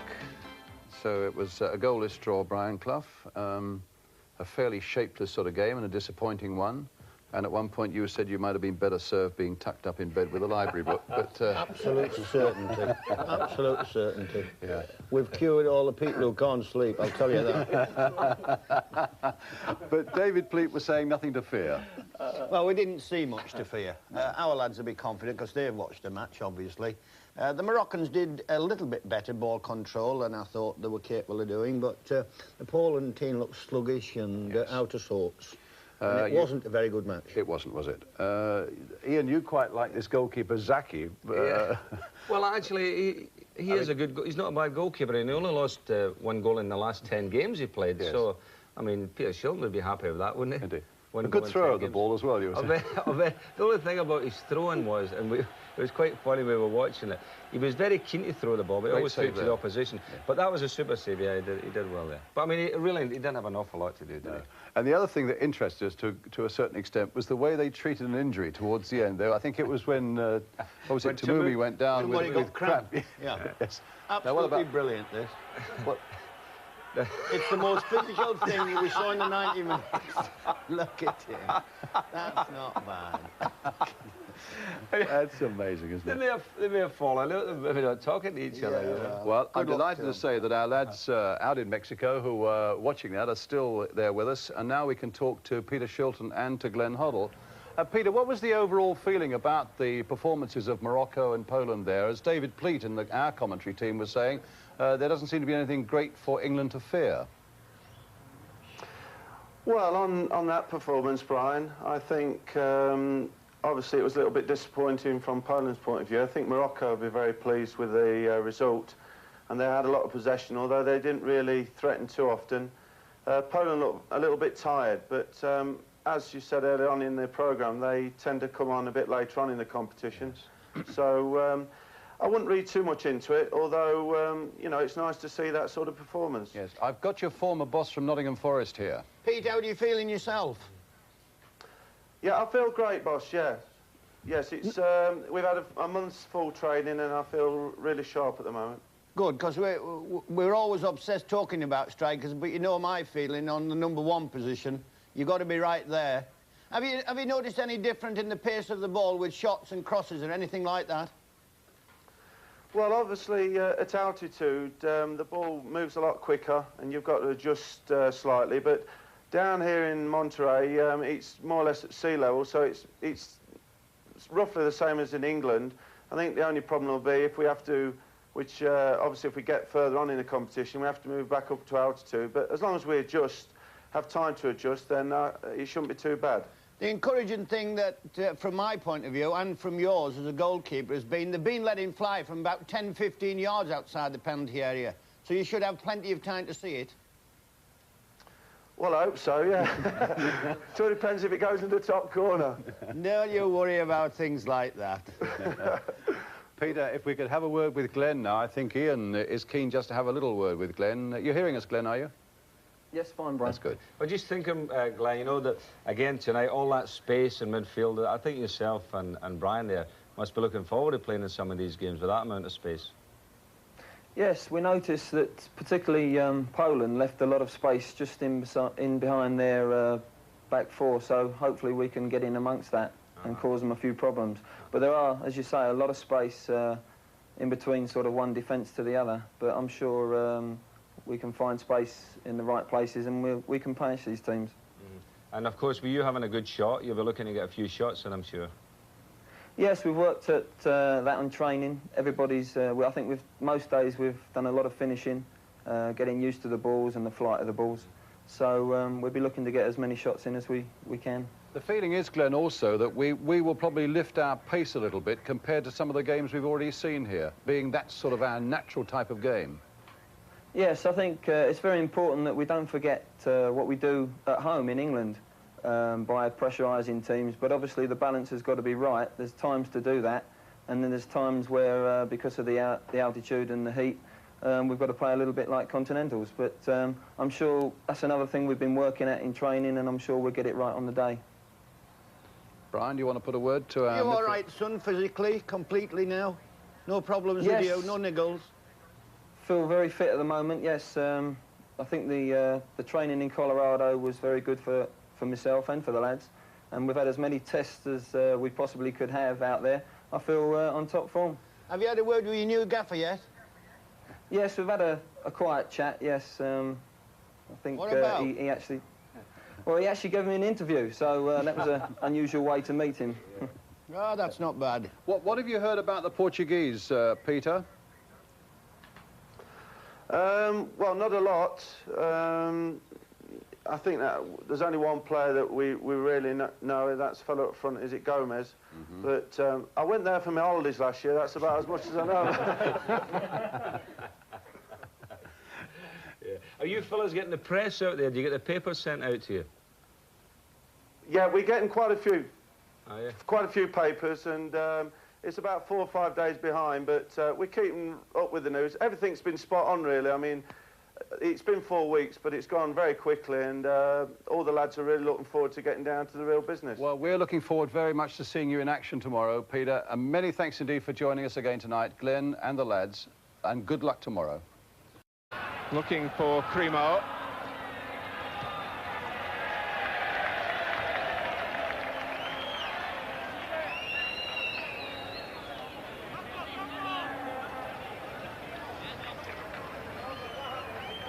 Monterey, very much a footballing city with 2 First Division teams here. This is the home of the Universitario club. The other club, the Monterey club itself, are the Mexican champions. That was the club side that England played against a few days ago. Too long for Jakanowski.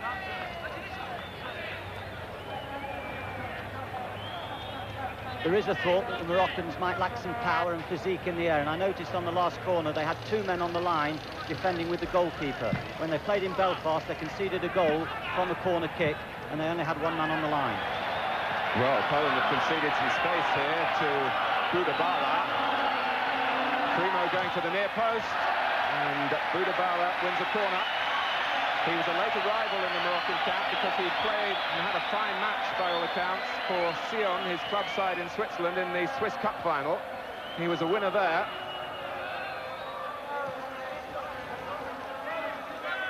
Timoumi. And here's Hadaoui. Dolmy.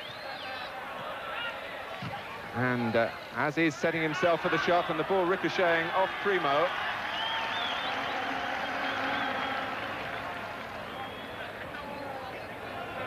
The feeling in the Moroccan camp, the two Brazilian coaches, Jose Ferreira and his assistant Jovan Vieira, is very optimistic. They both feel that Morocco will get through from this group. Bunsol. 4 forward for Poland here. Hadaoui. Morocco will often look to build on that left-hand side. Morocco are able to field their strongest side. They line up in this World Cup, as usual, of squad numbers. Their numbers are 1 to 11, as you can see. Zaki is the captain in goal. Khalifa and Lamris, the two fullbacks. Biaz and Bouyahiaoui, the two centre-backs. Dolmy, the anchor man in midfield. Hadaoui plays in Switzerland. So too does the number 8, Budabala. Crimo Meri at number 9 was 4th highest scorer in the French First Division this season. Timoumi, the African Footballer of the Year. Mustafa Meri, the younger brother of the number 9. And Morocco's coach, in fact, is Jose Ferreira. They put the name of the Polish coach on that team lineup. But this is the Polish team. Młynarczyk in goal, who plays for Porto in Portugal. Ostrowski, the left-back. Wojciechowski, the sweeper. Majewski, who plays in West Germany, in the centre of defence. Matisik, the anchor man in midfield. Kubishki will play at right-back. Komorniski in midfield with Bunsol. Smolarek, the battle-hardened veteran from Widzew Lodz. Boniek, of course, and Dziekanowski, Dariusz Dziekanowski, certainly one to keep an eye on. He's Poland's current Footballer of the Year. So we invite you to sit back along with Bobby Robson, who's here in the stadium, and indeed the England players who are watching up in the team hotel in Saltillo, to assess the strengths now and perhaps the weaknesses of England's forthcoming opponents. Group F is underway in Monterrey. Lamris. And here's Timoumi, who's very much a left-sided player. Mustafa Meri, the younger of the two brothers.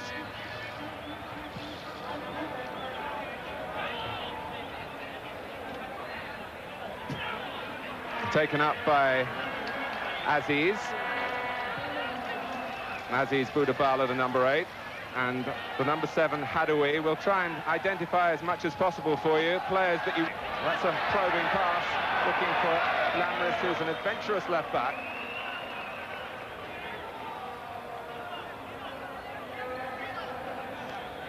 Here's Dolmy. Kubicki with the little header down. Bunsol rather pinned against the touchline.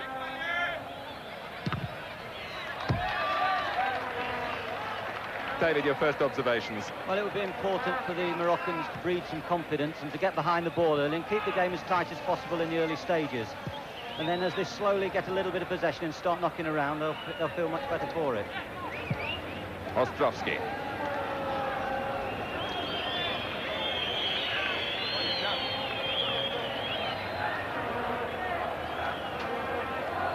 There is something about the World Cup that does bring the best out of Poland. Their clubs certainly haven't been the most successful in European competition. They've never qualified for the final stages, Poland, for the European Championship. But here they are, setting off on the World Cup trail again. And Smolarek, thinking perhaps about the shot on the right foot. Ostrowski. And getting the better of Khalifa, and Diaz stabs it behind for the game's first corner to Poland.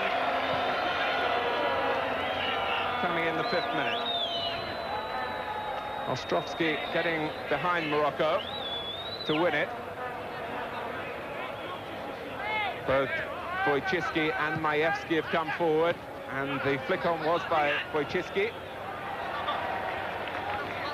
Hadawi.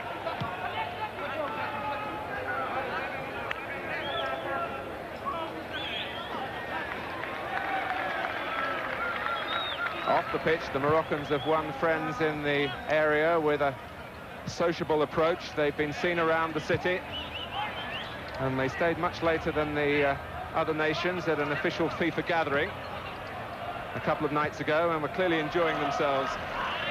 And here's Lamris with a chance to enjoy himself here. Won't know readily at home. A quick throw from Młynarczyk, and this is Bunsol, one of Poland's stars in the last World Cup when they got to the semi-finals, and without Boniek, who was suspended, they lost to Italy, of course. Jakanowski.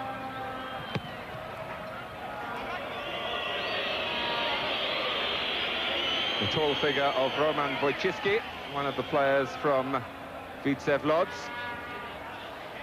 Here's Komonitsky. Boniek switching the point of attack, and guided back to Zaki by Lamris. Morocco representing Africa here in Mexico, just as they did 16 years ago when they had their moments in the group matches. They did at one point lead West Germany at half-time, and were only beaten by a controversial goal 2-1. But they've never won a game in the finals, and it's a tough way for them to start here. Timumi.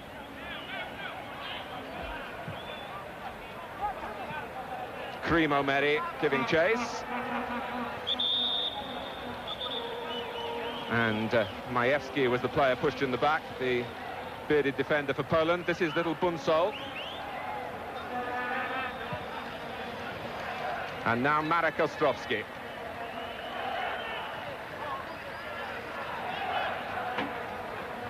Very much early sparring. We've been watching Morocco train a little bit more than Poland, because the Poles have been typically secretive about their preparations. But the Moroccans have impressed in training with their technique. But as David Fleet was saying earlier, we wonder about their organisation and indeed their temperament, whether that can match some of the talent in the side. Dolmy. And good evening to you all from the Universitario Stadium here in Monterrey, the most northerly point of these World Cup finals. This, the larger of the two stadiums in the city, where England will play Poland in their third group match. Can't walk anywhere with these. The two captains, Zaki, who you've just heard, for Morocco's, Zibi Boniek for Poland. The ground, I wouldn't think quite half full. The cheapest seats, $3, and that's a day's wages here.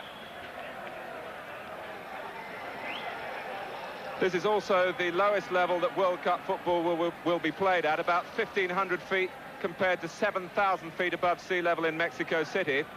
It's also supposed to be the hottest, but the past week has been muggy and at times very wet indeed, in the wake, we understand, of Hurricane Agatha. And certainly the temperatures at kick-off time will be more to the liking of Poland than Morocco, who are hoping for the heat that they're used to in their own country. Poland's recent World Cup record is splendid, of course. Third in 1974, in the top six in 78 in Argentina, third again in Spain. And their supporters are here. And so much for them depends on the skills of Boniek, perhaps coming from midfield.